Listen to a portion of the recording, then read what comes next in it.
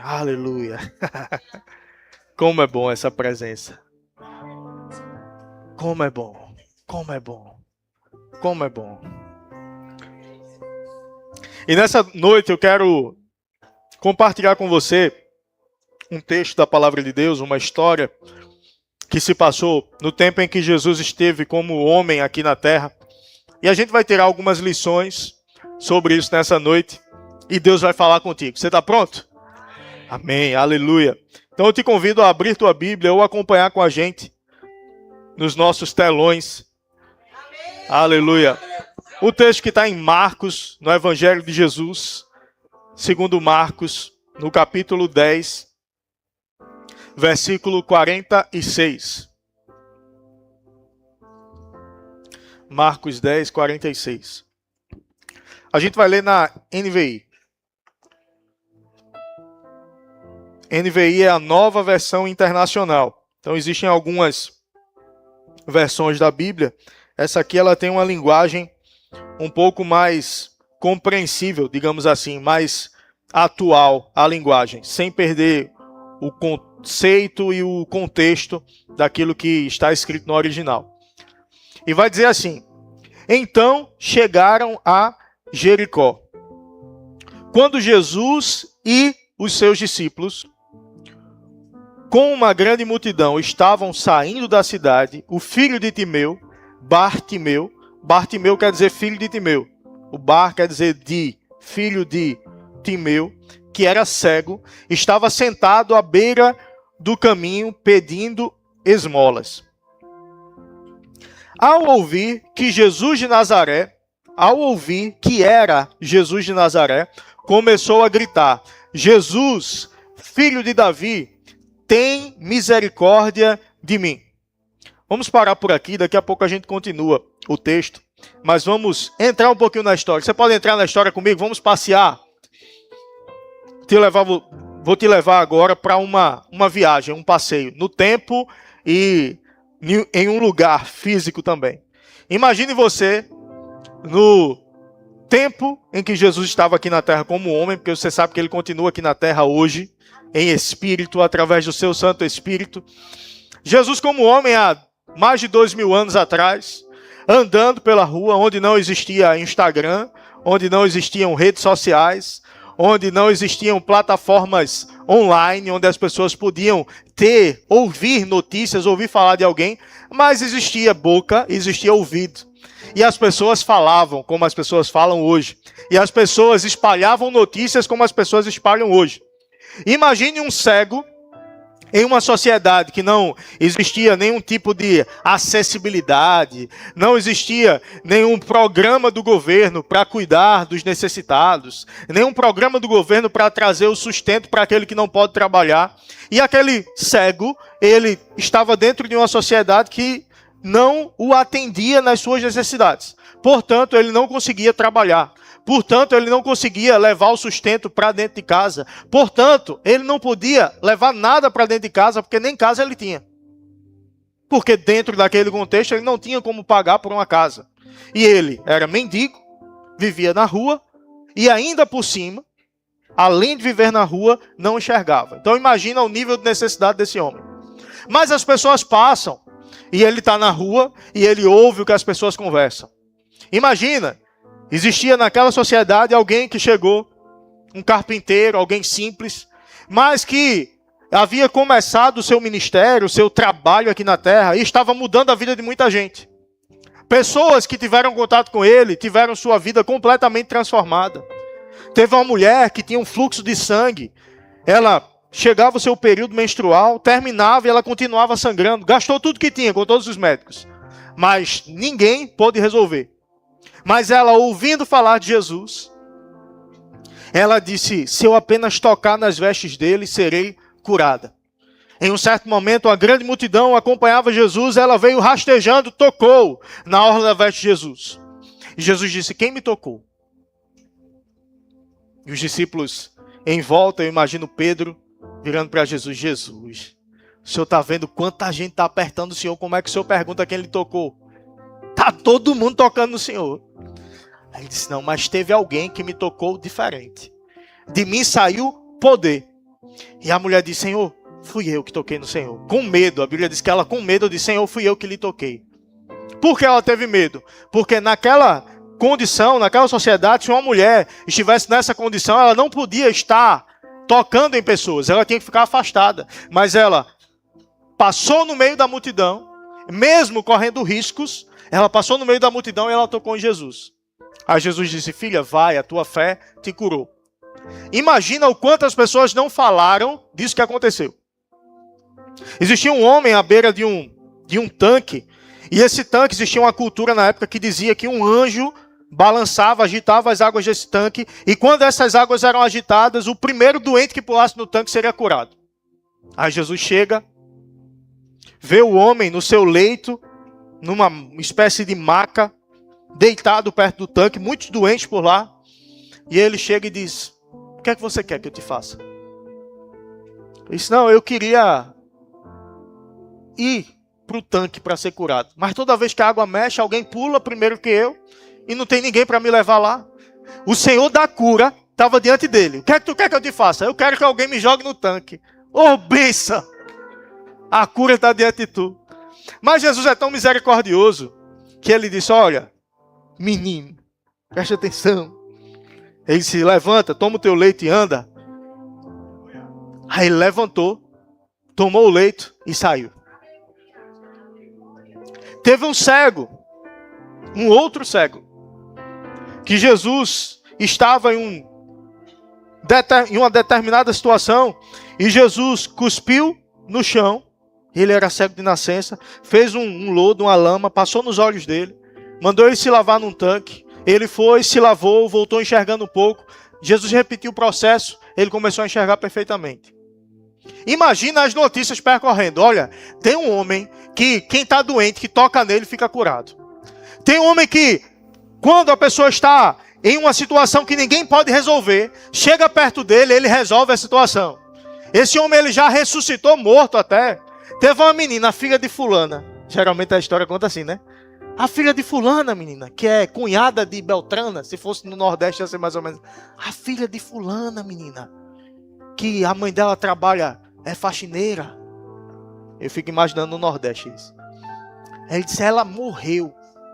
Que a mulher de Jairo, a filha de Jairo, a menina morreu em casa. Aí Jairo tinha ido chamar Jesus. Aí Jesus foi na casa, chegou lá. Aí ele disse: vocês estão chorando por quê? A menina só dorme. Aí o povo começou a rir. Aí Jesus disse: olha, vocês que estão rindo, sai.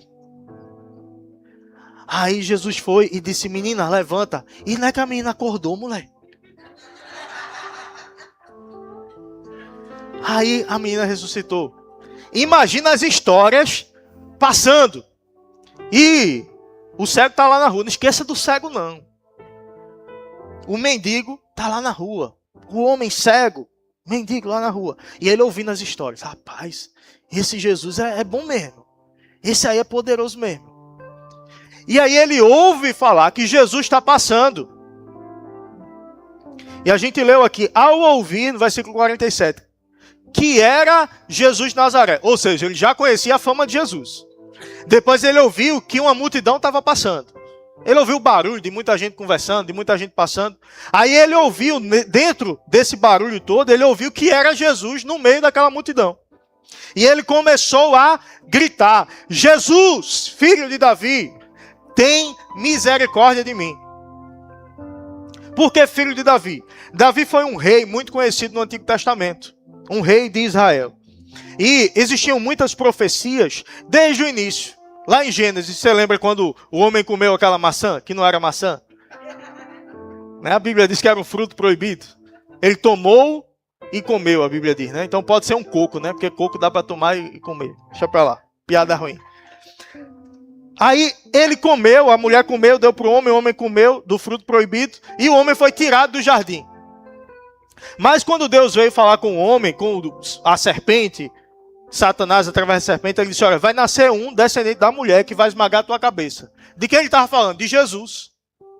Um descendente da mulher que ia salvar a humanidade. A humanidade se perdeu com o pecado. A humanidade foi afastada de Deus por causa do pecado, porque Deus não comunga com o pecado. Deus não tem comunhão, aproximação com o pecado.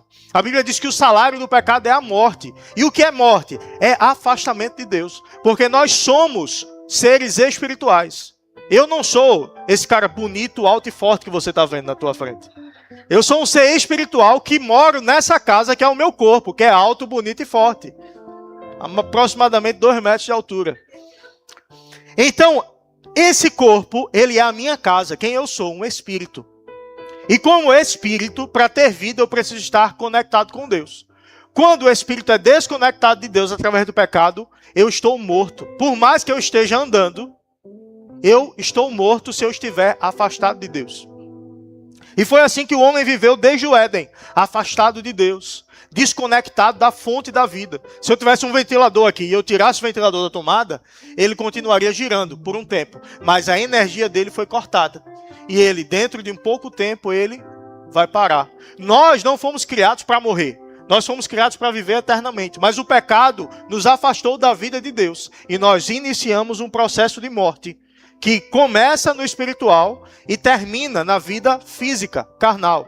Onde esse corpo, ele dorme, ele apaga. Mas o nosso espírito, ele permanece vivo para sempre ou morto para sempre. Por que morto, entre aspas? Porque você pode estar vivo, afastado de Deus. Isso é igual à morte. No inferno ou no céu, eternamente. O céu é real e o inferno é real. Não importa o que as pessoas tentem dizer, tentem fazer parecer que é mentira, tentem fazer parecer que é uma história contada, inventada. Ei, eu conheço um Deus que faz milagre que é real. Milagres que já aconteceram na minha vida, milagres que Deus já fez através da minha vida também, milagres que Deus já fez nesse lugar. E quem tem uma experiência com Deus não consegue, não pode duvidar de Deus, porque ele já teve experiência. Sabe, Deus, ele não é uma teoria, Deus, ele é uma pessoa divina, ele é real. Ele é Deus. Quando eu digo uma pessoa, não é uma pessoa igual a nós, como uma pessoa, um ser humano. Mas ele é vivo. E nós, como seres espirituais, ele disse, façamos o homem à nossa imagem. Nossa quem? Deus Pai, Filho e Espírito Santo. A nossa imagem conforme a nossa semelhança. Ou seja, nós somos em espírito semelhantes a Deus. Por mais que não o sejamos fisicamente. E Davi, durante todo o Antigo Testamento, disse, olha, vem um Salvador. Olha, vem alguém, vem um homem que vai nos salvar. Vem um homem que vai nos libertar dessa escravidão que Satanás impõe sobre a nossa vida. Eu sei que tem gente aqui que se sente às vezes aprisionada em algo e tenta sair, tenta se libertar, mas não consegue. Diz, não, mas eu já tentei. E parece que vive em um ciclo de improdutividade. Parece que vive em um ciclo de problema atrás de problema, problema atrás de problema. Não encontra felicidade, não encontra alegria, encontra momentos de prazer em alguma coisa, mas termina aquele momento, vem um vazio do tamanho do mundo dentro de você. Mas deixa eu te dizer, esse vazio ele tem um tamanho, ele é do tamanho de Deus. Só Deus pode preencher o vazio, não tem bebida, não tem farra, não tem festa, não tem mulher que possa preencher um vazio que só Deus pode preencher. E o rei Davi foi profetizado que da descendência dele viria esse Messias, viria esse Salvador. E quando a gente vai estudar a genealogia, ou seja, a descendência de Davi, Jesus está nessa descendência. Então Jesus era o filho de Davi prometido, o filho de Davi profetizado, o descendente dele que seria o Salvador. Então ao ouvir falar de Jesus, ao ouvir que era Jesus, o cego disse, filho de Davi. Ou seja, reconhecendo que ele era o Messias esperado. Que ele era aquele homem, Deus, providenciado para vir pagar o preço pelo nosso pecado e nos resgatar da escravidão que o diabo nos colocou. E nos trazer para junto dele. E ele disse, filho de Davi. Sabe que essa expressão, filho de Davi, ela carrega uma mensagem muito forte. Ele está dizendo, ei, eu reconheço que o Senhor é o Salvador. Ei, eu reconheço que o Senhor é aquele que tem poder para me salvar. Ei, eu reconheço que quando as coisas parecem impossíveis, mas diante do Senhor, tudo é possível. Porque o Senhor pode mudar. O Senhor pode mudar a minha história, o Senhor pode mudar o meu diagnóstico. Ei, naquela época nem cirurgia ocular existia. Não existia saída humana e natural. Não existia remédio que pudesse curar aquilo. Mas ele disse: ei, filho de Davi, tenha misericórdia de mim. Ei, filho de Davi, tenha compaixão de mim. Sabe que tem gente que está cego, tem gente que é mendigo espiritual e não sabe. Tem gente que está aprisionada pelo pecado, aprisionada pelo diabo e não sabe. Porque o diabo faz parecer que está tudo bem. Ele faz parecer que o controle da tua vida está contigo. Ou ainda, ele implanta uma ideia na mente das pessoas que dizem assim: não, isso aqui é vontade de Deus. Tudo está no controle de Deus. Que controle é esse? De uma vida sem graça, que a gente chama de desgraçada. Desgraçada é sem graça. Sem a graça de Deus. De uma vida aprisionada à bebida, aprisionada à farra, briga dentro de casa, falta de paz. Que controle é esse que Deus está tendo? Você acha que essa é a vontade de Deus? Se essa não é a vontade de Deus, logo Deus não está no controle dessa situação. Mas pastor, tu está dizendo que Deus ele não pode controlar todas as coisas. Eu disse que Deus não está no controle, não que ele não pode. Por quê? Porque a Bíblia diz que o mundo jaz no maligno. Nós entregamos o domínio da terra ao diabo quando nós decidimos pecar. Mas quando nós entregamos a nossa vida a Jesus, reconhecendo a Ele como Senhor, Ele toma a nossa vida das garras do diabo e diz: ei, aqui é meu, aqui tu não toca. A partir de agora acabaram-se todos os problemas? Não. Mas a partir de agora o diabo não pode destruir você. Por quê? Porque você entregou a sua vida a Jesus. Mas para eu entregar a minha vida a Ele, eu preciso reconhecer que Ele é Senhor. A gente cantou aqui: ao rei nós coroamos. Sabe o que é coroar o rei? Ele já é rei. Então eu não posso tirar a coroa dele ou coroá-lo. Mas sabe o que é que eu estou cantando com isso? Eu estou dizendo: Senhor, para mim, o Senhor é rei. Sabe que para mim, Ele sendo ou não sendo, Ele continua rei. Mas eu posso fazer dele o rei da minha vida.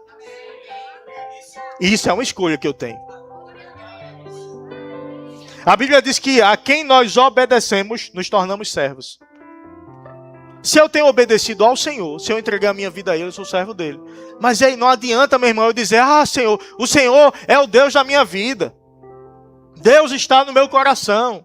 Mas eu vivo uma vida completamente afastado dele. Ei, Deus não está no meu coração desse jeito.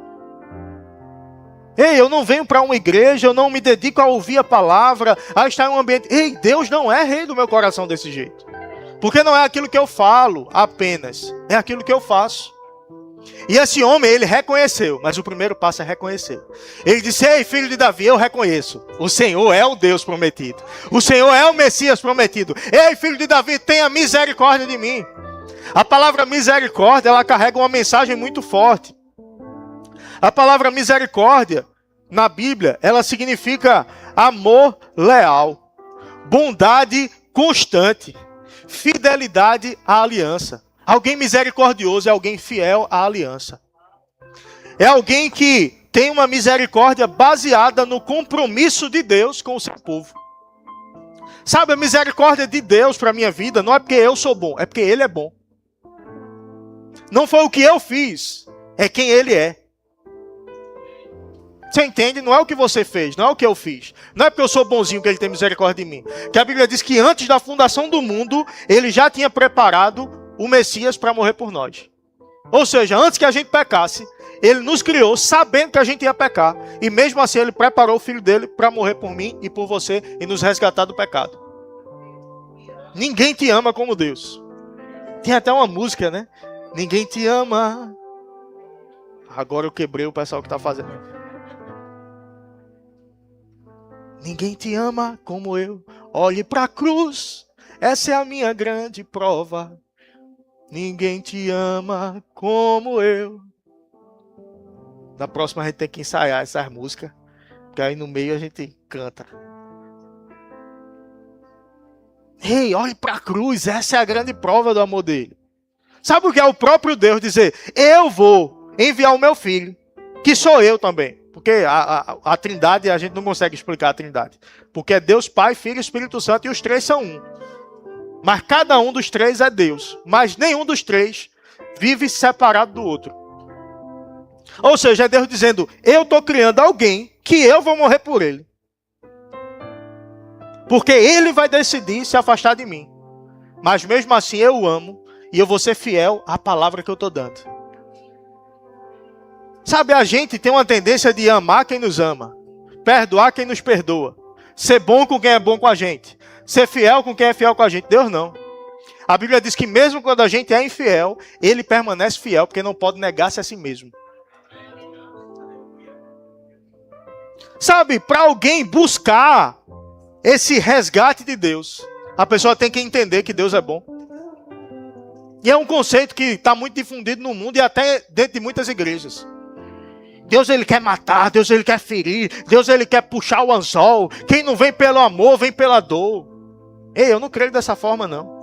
Tiago 1,17 vai dizer que toda boa dádiva, projeta aí por favor, toda boa dádiva, todo dom perfeito, vem lá do alto, descendo do Pai das luzes, que não muda como sombra inconstante. Já viu a sombra? A sombra de um poste, a sombra de uma casa. De 8 horas da manhã ela está de um jeito, 9 horas ela já está em outro lugar, meio-dia ela quase não existe, né? Que o sol está em cima. Daqui a pouco 1 hora ela já está do outro lado, de manhã ela estava de um lado, de tarde ela já está do outro. O que está sendo escrito aqui por Tiago? Ele está dizendo, ei, Deus não muda que nem as sombras não. Ele permanece o mesmo, ontem, hoje e eternamente. E Ele é bom. Ei, para de ter medo de Deus. Deus não está com um cajado querendo bater na tua cabeça, não. Deus está com a sua mão estendida, dizendo, ei, eu te amo. Eu quero mudar a tua história. Eu quero fazer de você alguém novo.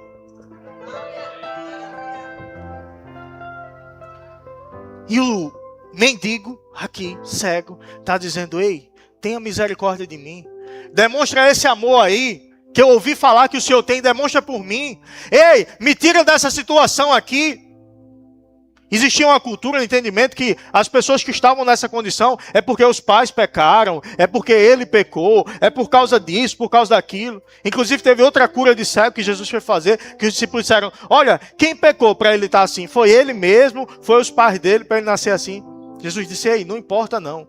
Importa que nele vai se manifestar a glória de Deus através da cura.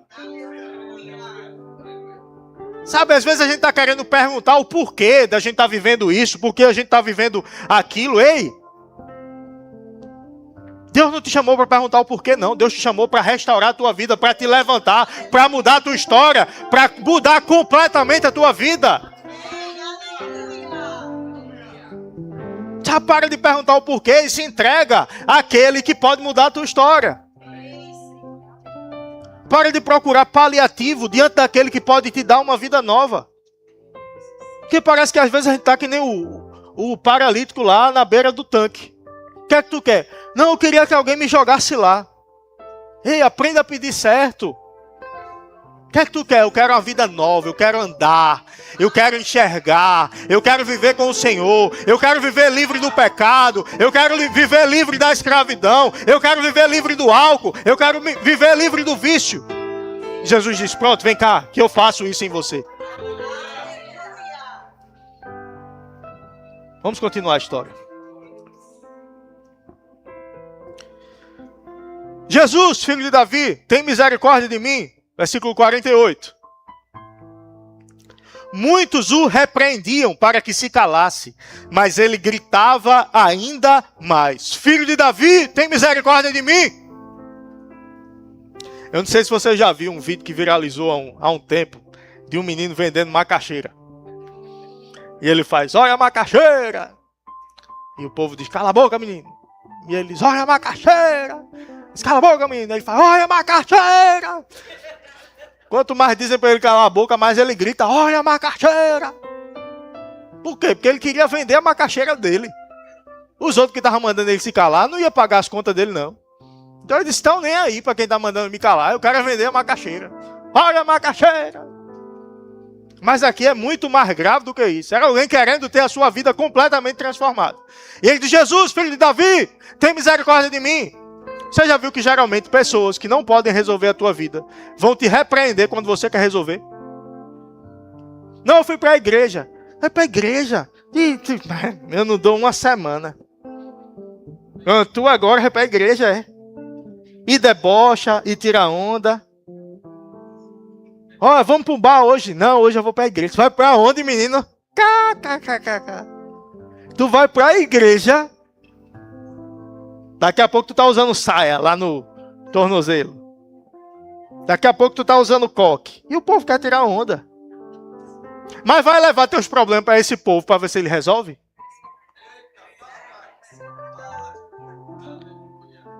A gente tem que levar o problema para quem resolve e deixar quem quiser falar o que quiser. Eu quero é resolver. E só Jesus pode.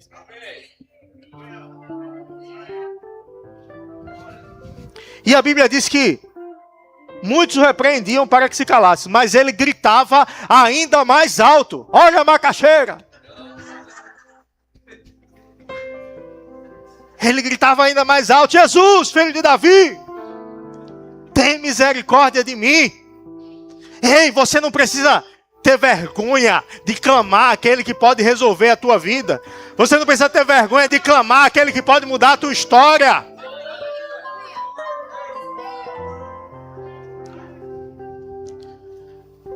Sabe, na minha infância, médicos disseram para os meus pais: ei, vão ter outro filho. Levem ele para casa, esperem ele morrer. Eu tive um problema renal, tenho uma cicatriz daqui até aqui. Uma cirurgia que eu fiz. Primeira criança em Pernambuco a fazer essa cirurgia. E os médicos diziam: olha, não tem jeito para ele. Vocês são jovens, vocês vão ter outros filhos. E é assim, com um animal de estimação você não aceita isso, mas é com um menino. Não, vai para casa, vai ter outro. Uma coisa linda dessa. Pelo menos é o que a Adriana diz, né? Mas é tão lindo. Digo, meu amor, são seus olhos que estão precisando de um óculos melhor. Sabe?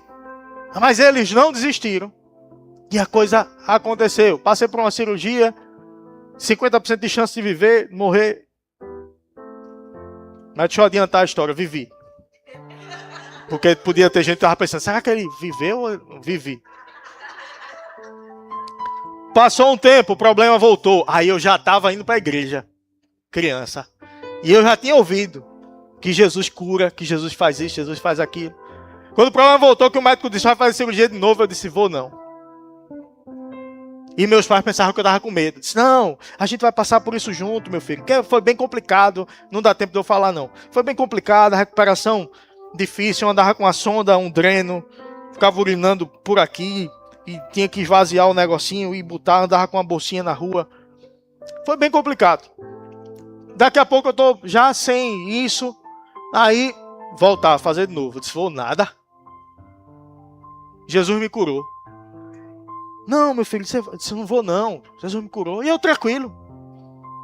Sabe criança que anda assim? E eu tranquilo. A gente foi pro médico de novo, já com a cirurgia marcada. Quando vai, repete os exames, o médico disse: olha, não precisa fazer mais não, a cirurgia não.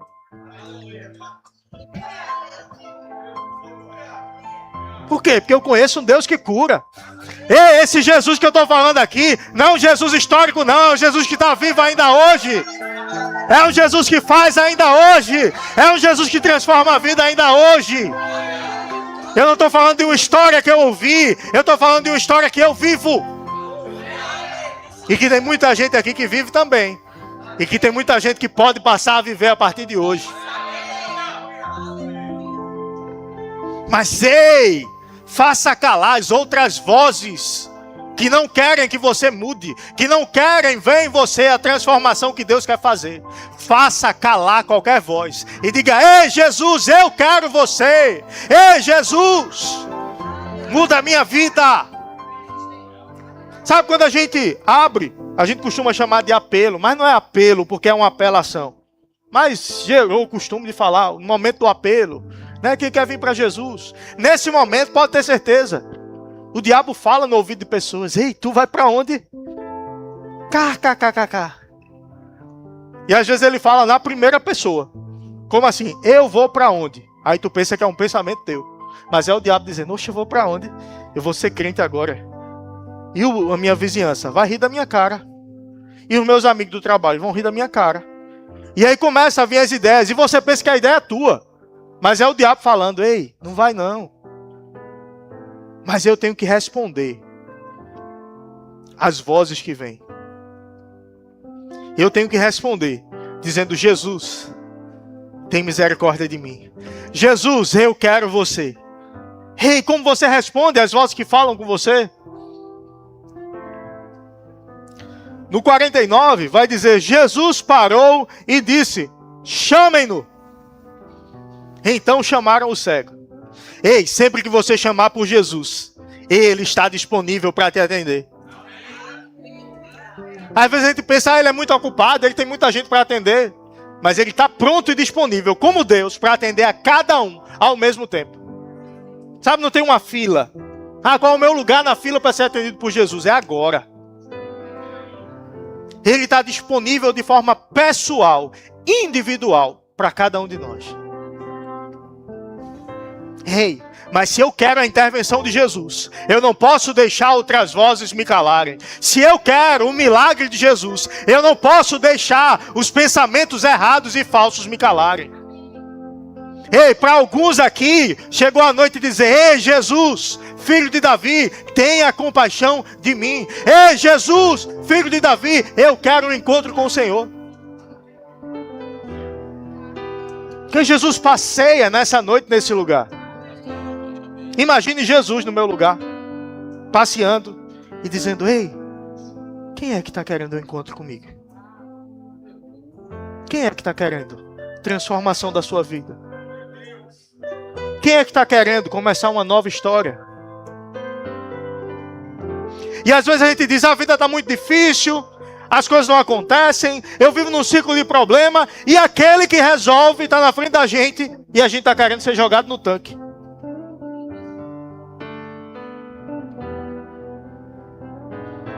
Ele está dizendo: o que queres que eu te faça? Querendo transformar a tua vida. Aí tu diz: eu estou precisando de um emprego melhor. Eu estou precisando trabalhar. Ei, trabalho não resolve não, é Jesus que resolve. Trabalho vem depois, é consequência. Mas o principal é Jesus. Trabalho não muda a vida de ninguém não, viu? Não, porque eu estou precisando parar de brigar com minha mulher em casa. Então eu vou fazer terapia de casal. Ei, benção, é um encontro com Jesus que muda. Não é terapia de casal não. Não é um encontro com a psicóloga não, é um encontro com Jesus. Nada contra as psicólogas, são bênção. Mas é isso, não transforma a vida de ninguém não, viu? Vai ajudar a resolver uma situação ou outra, mas é Jesus que muda a vida. Fica com raiva não, Luan.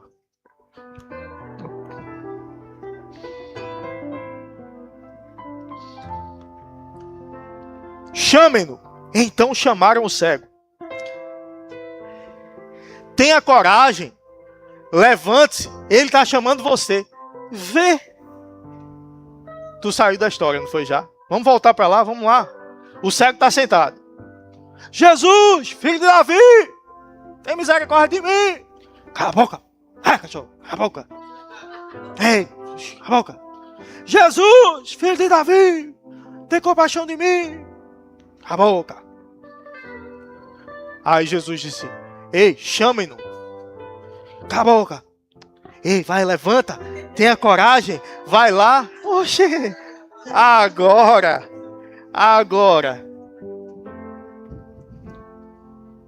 Sabe, a opinião das pessoas, elas mudam. Ela muda. A opinião muda. A opinião de Jesus, não. Tem gente que um dia está com você, um dia não está com você. Um dia está falando bem de você, outro dia está falando mal de você. Um dia está te apoiando, outro dia está te massacrando. Porque o povo é assim, principalmente o povo longe de Deus. Porque se fossem pessoas que já crescem em Jesus, elas iam dizer: não, cala a boca não, vamos gritar junto com ele. Jesus, tem misericórdia dele. Aí o povo disse: não, cala a boca. Daqui a pouco o povo: levanta, rapaz, bora. Ou seja, o povo queria acesso também. Como ele ia ter acesso, bora. Eu sempre acreditei no que ele podia fazer por você. Eu sempre acreditei em você, rapaz. Eu não disse que você ia ser um sucesso? Porque depois que dá certo, aí o povo diz, não, eu conheço ele desde o começo. Desde que ninguém acreditava nele, eu acreditava. Né? Ei, mas Jesus sempre acreditou em você. Mesmo quando ninguém acreditava. Jesus acreditou em mim desde a primeira vez que eu fui pregar. Que o vento bateu, a folha com o esboço voou. E eu suando e peguei, perdi a página da Bíblia. E daqui a pouco quando eu achei, o vento bateu do outro lado, a folha voou para o outro lado. Já vai eu. Suando que só chaleira. Termina, a minha tia disse, foi bom, não foi? Para minha mãe. A minha mãe disse,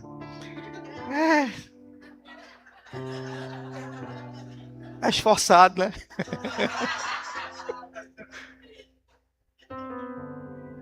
Mas ela sempre acreditou em mim também. Mas é porque quando vê, nem eu, meu amigo. A minha tia tentou ser mais gentil, né? Assim, dizer assim, tudo bem. Mas sabe, meu irmão, não é quem você é hoje. Não é o que a gente olha para você e vê. Não é o que as pessoas olham para você e veem. É o que Jesus vê em você antes de qualquer um ver. Sabe, Jesus acredita no teu chamado. Jesus acredita no que Ele tem para você. Jesus não te vê como você está. Ele te vê como você é nele. Alguém completo, alguém perfeito.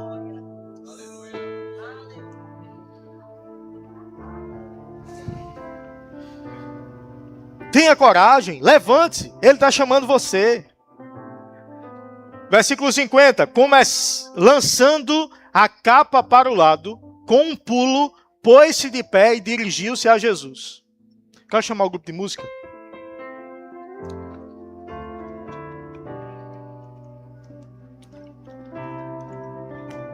Sabe, naquele contexto, a capa, alguém que morava na rua, ele usava a capa para se proteger do sol, usava a capa para se proteger da chuva. E a cultura diz que, inclusive, usavam a capa para pedir dinheiro.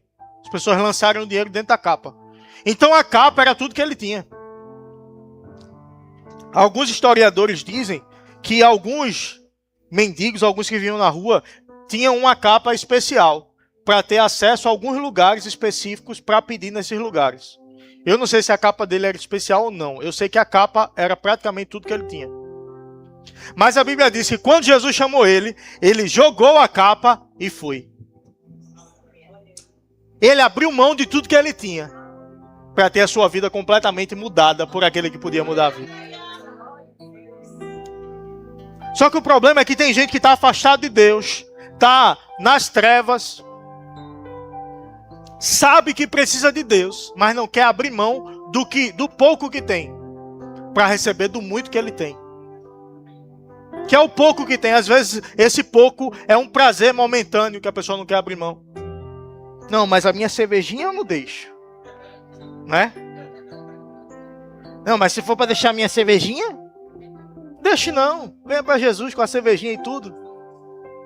Pode vir com a cervejinha. O amor dele vai te constranger e você vai querer deixar a cervejinha.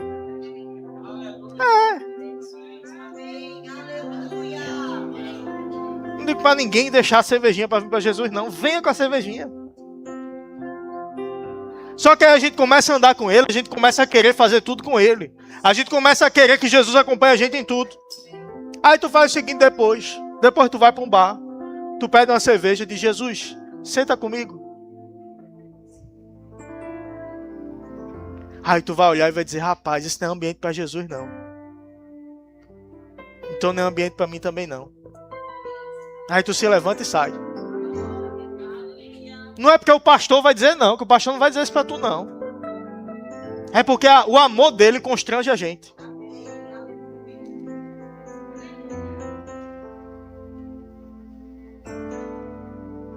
Sabe, eu estou disponível para, às vezes, saio com alguém, às vezes saio com alguns irmãos. Mas, meu irmão, quando a pessoa está comigo, se a pessoa faz alguma coisa errada, ela não vai querer fazer quando está comigo. Se a pessoa fala palavrão, ela fica tentando segurar, né? Que eu estou com um pastor, eu não posso falar palavrão. Então a presença de alguém constrange. E eu estou falando só do pastor. Imagina Jesus. Então não é para tentar parecer algo para alguém. Mas é eu entender. A presença de Jesus é mais importante do que qualquer coisa. É isso que começa a transformar a vida. E se você for para um bar, ele vai com você. Sabia disso? Ele não vai deixar você. Se eu subo ao mais alto céu, ali ele está. Se eu subo ao mais baixo abismo, ali ele está também. Se deito, desço. Eu disse subo, foi. Para baixo. Que coisa. Se eu desço ao mais baixo abismo, ali tu estás também. Aleluia.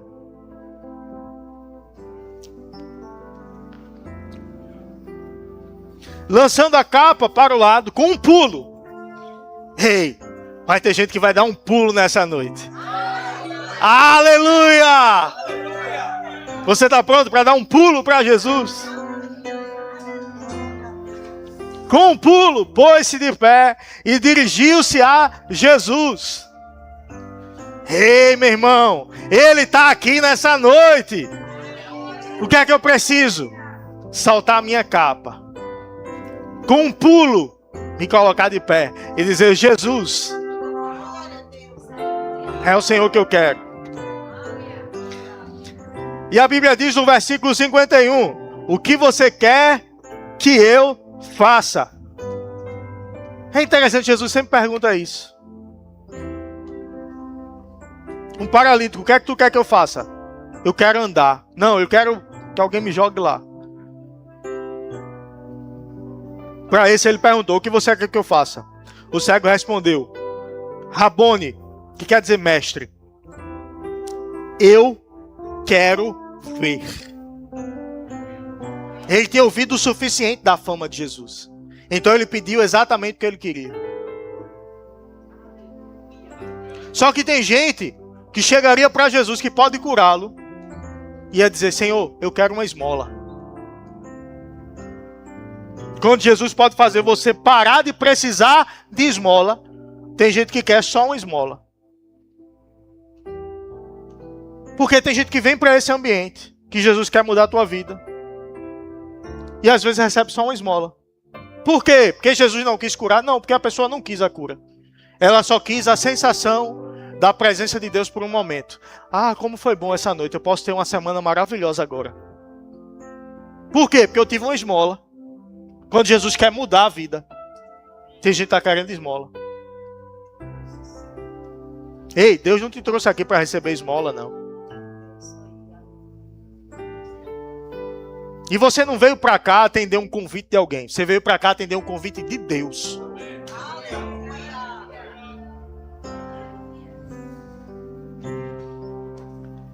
Versículo 52. Vá, disse Jesus. A sua fé o curou. Essa palavra curar, no original, é a mesma palavra para salvar. Poderia estar traduzido aqui como vá, a sua fé te salvou. Essa palavra no original, ela se refere à restauração, cura, transformação, salvação. E Jesus, quando entra na tua vida, Ele não só resolve um problema, não. Ele te cura, Ele te transforma, Ele te restaura. Ele te levanta. Vamos ficar de pé todos?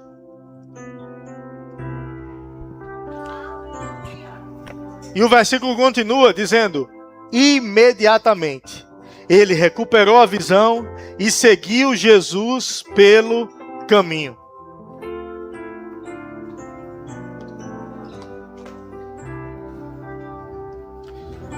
Deixa os LEDs.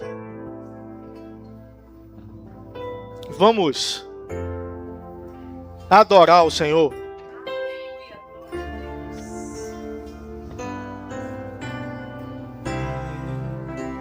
Queria ter mais que uma voz, mais que um amor e uma vida pra te oferecer.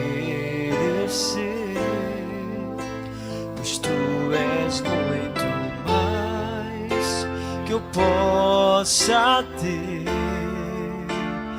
em meu ser.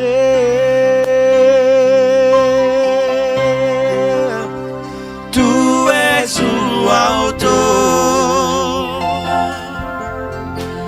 aquele que pintou com perfeição a vida. Tu és o Senhor, aquele que me amou e és o meu Deus, meu Senhor. Minha vida é para o seu louvor, meu Deus, meu Senhor. Minha vida é para o teu louvor.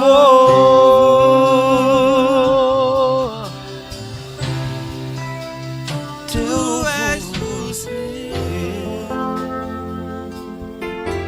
aquele que pintou com perfeição a vida. Tu és o Senhor,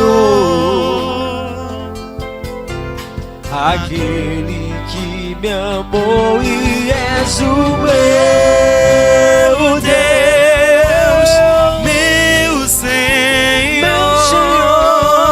Minha vida é para o seu louvor, meu Deus, meu Senhor.